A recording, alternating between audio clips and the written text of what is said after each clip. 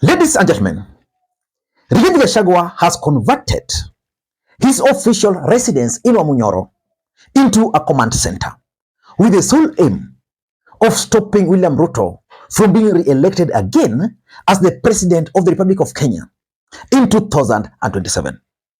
Let me ask you this simple question.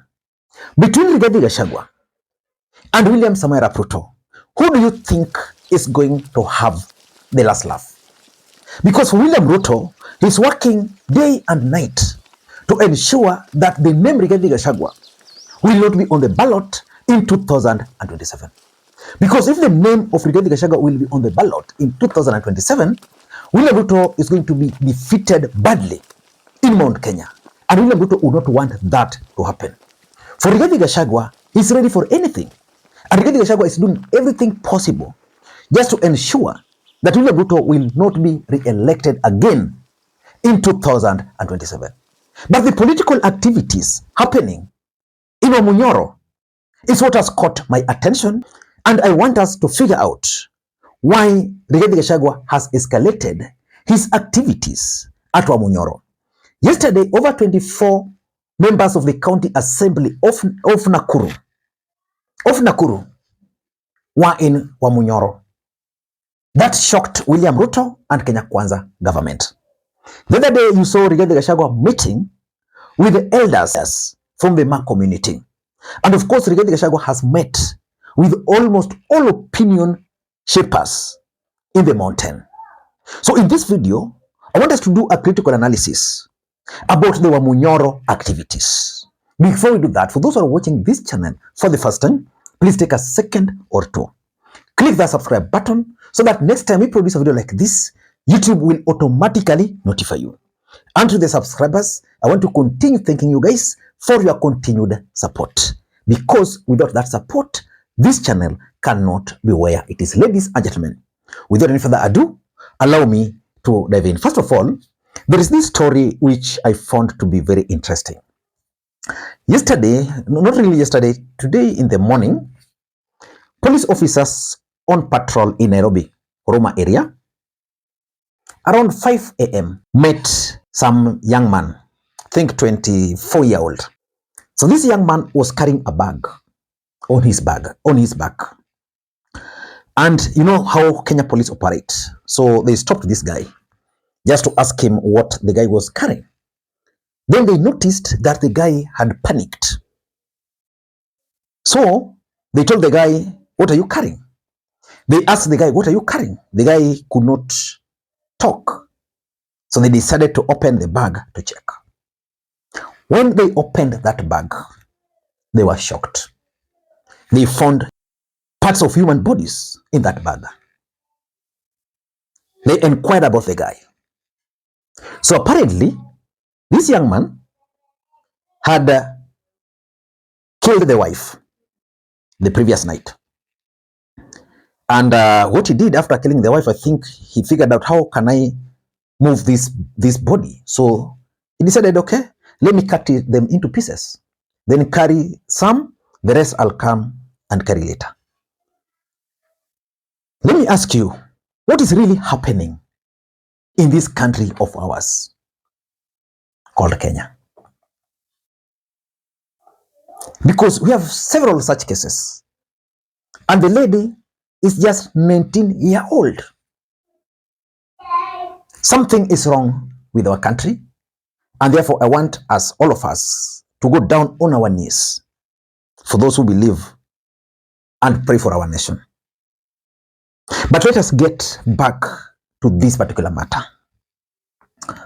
Why do you think Rigathi Gachagua has escalated his political activities in the mountain?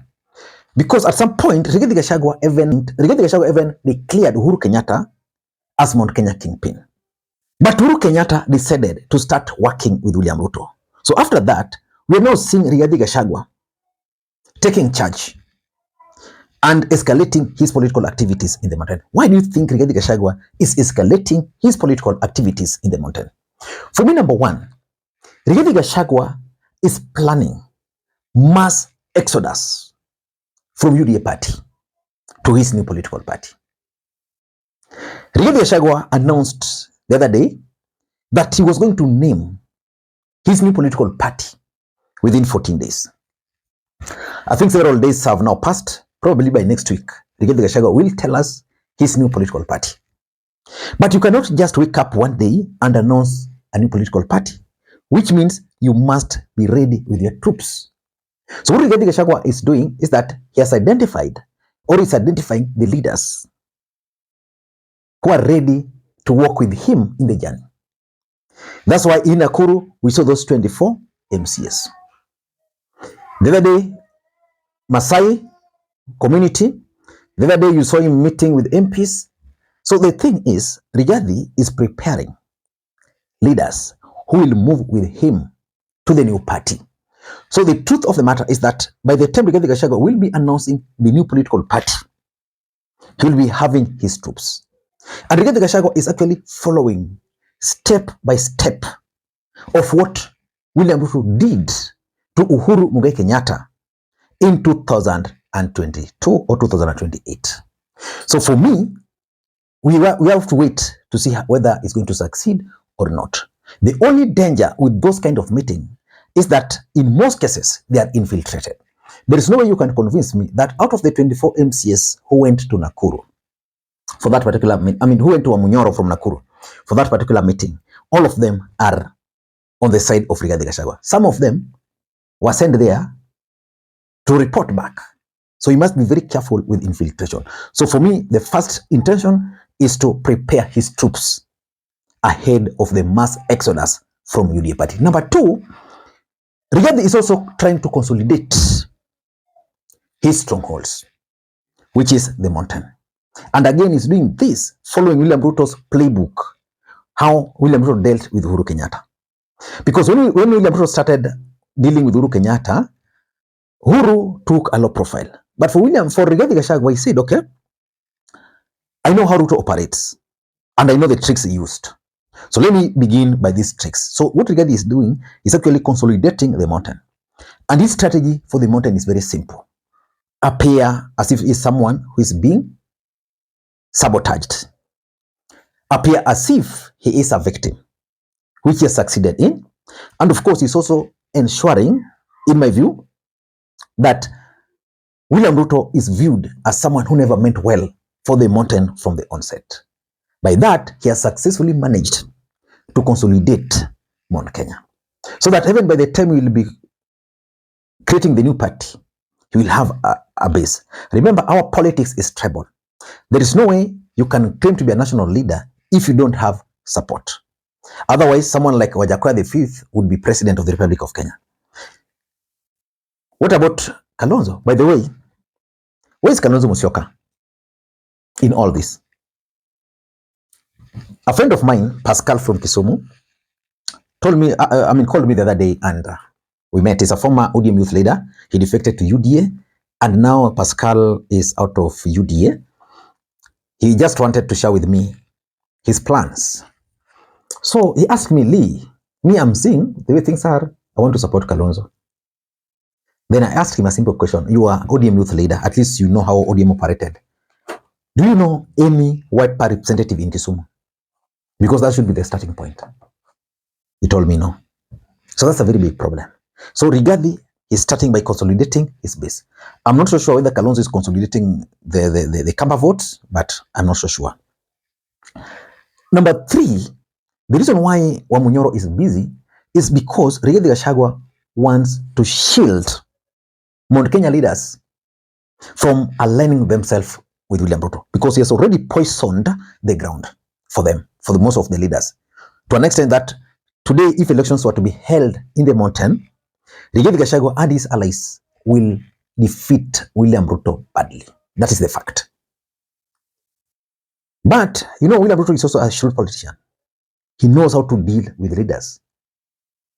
So he can easily go back to these leaders and win each one of them. The other day, I listened to the Naivasha MP, Jen Kihara, who was trying to explain how William Ruto called them and each one of them were given how much to go and vote for the impeachment of Rigathi Gachagua. That is William Ruto. And because Rigathi Gachagua worked with him, he knows. So he's trying to shield these MPs. He's trying to shield these MCS, making the ground hostile to them, and then aligning or associating with them directly.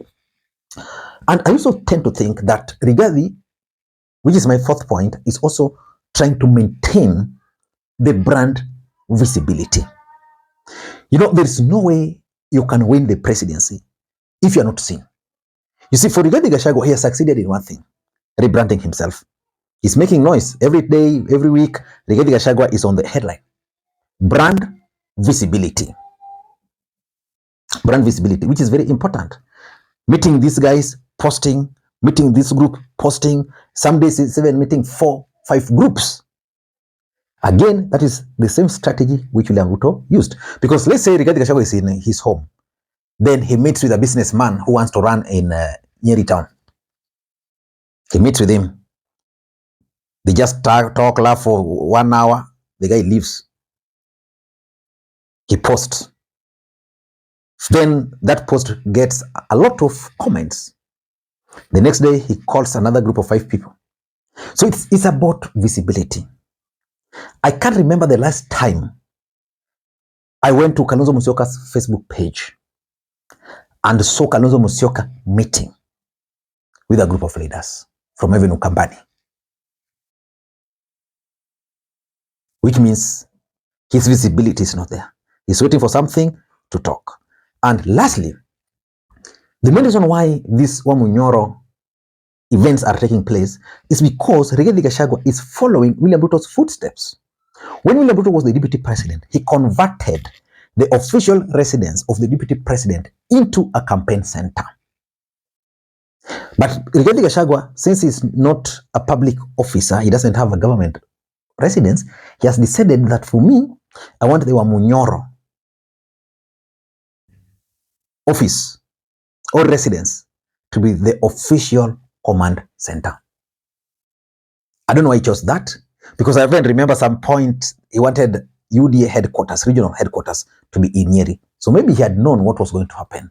So ladies and gentlemen, I don't know what you think, but as I end this video, allow me to ask you this question. Do you think Rigathi Gachagua can stop William Ruto's bid of re-election in 2027? Is there anything he can do to stop William Ruto? Until next time, this is Lee Makwiny. Bye-bye.